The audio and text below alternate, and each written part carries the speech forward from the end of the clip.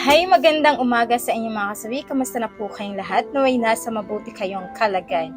At mag-iingat kayo palagi mga kasawi. At syempre, isa sa ating sender ay isang lalaki mga kasawi na ito ang kanyang gustong talakayin. Good morning po madam, ang asawa ko po ay galing po sa abroad.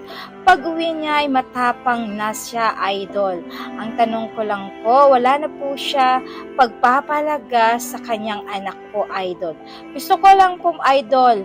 Ang sagot po, hindi naman siya ganyan. Ayan mga kasawi, yung ating tanungan niya kung dati daw ay nag-abroad yung kanyang asawa, hindi naman daw nagkakaganyan. At pag uwi nito sa Pilipinas ay nagkakaganito niya. Parang wala nang halaga ang kanyang mga anak sa kanya.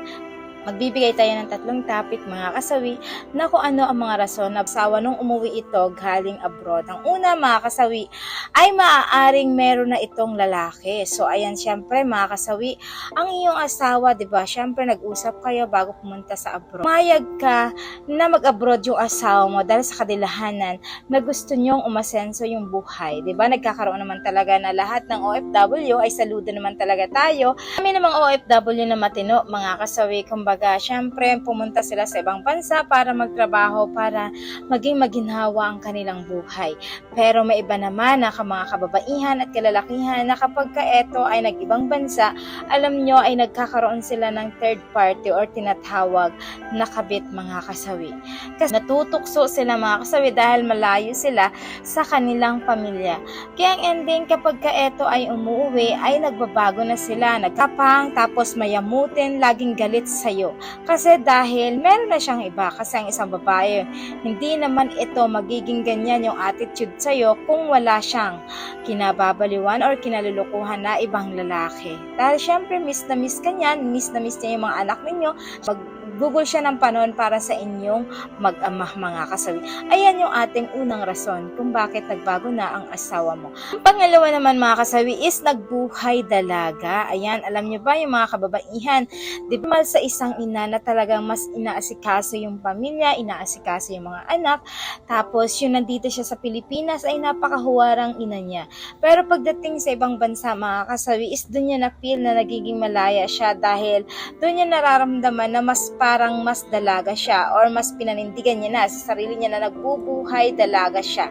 Di ba kung mapapansin nyo, yung ibang OFW, talagang laging broken family kasi nagkakaroon ng tendency na sa sarili na instinct na doon nila napapakawalan yung sarili nila. Doon sila nagiging malaya kapag sila ay nag-iisa, malayo sila sa pamilya nila. Yung mindset nila ay nagiging iba kasi nagkakaroon na, limbawa for example, napapabarkada ito mga dalaga na OFW or may mga nagpipiling dalaga. So yung asawa mo ay nahahawaan ng isang babae kapag ganito. Pero sabi ko naman mga kasabi is depende ito sa mga kababaihan kung mapapadala sila sa iba nilang barkada. Pero meron talaga ng babae na talagang nadadala sila kung ano man ang barkada nila ay nagiging ganun sila mga kasawi.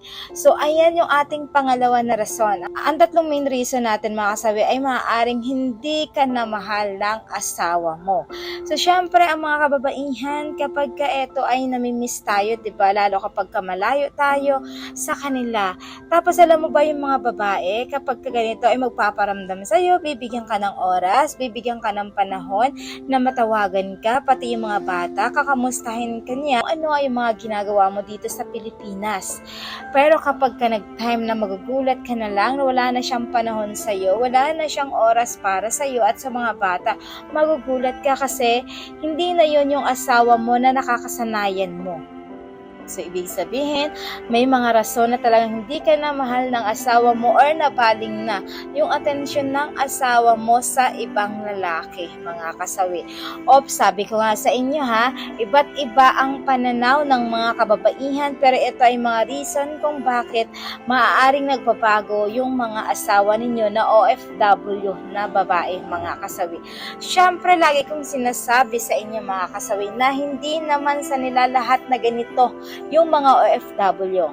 Ayan, pero proud ako na sabihin ko sa mga OFW na talagang matino, na naandyan sa ibang bansa, na talagang hindi sila nagluloko at talagang todo suporta pa rin sila sa pamilya nila at naandyan sila para sa asawa at anak nila.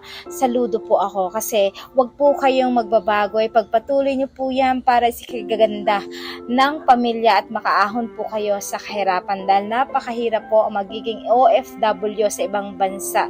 Dahil syempre natitiis nila na lumayo sa kanilang pamilya kahit gaano ito kasakit, kahit gaano kalungkot at kahirap na malayo sa kanilang anak at asawa.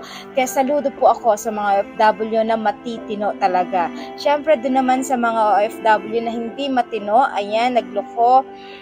Good luck na lang po sa inyo. Naway syempre isipin nyo kung bakit kayo pumunta dyan sa ibang bansa para maging maayos yung buhay ninyo, para sa asawa at anak ninyo. Hindi kayo pumunta dyan para magloko at mawasak yung pamilya ninyo dahil lang sa kagustuhan ninyo, mga kasawi, na pansariling kaligayahan. So good luck po doon sa mga OFW na nagluloko, mga kasawi. Yan ang sa ating sender, yan lang po yung aking suggestion na 3 reason kung bakit nag-iiba na ang asawa mo.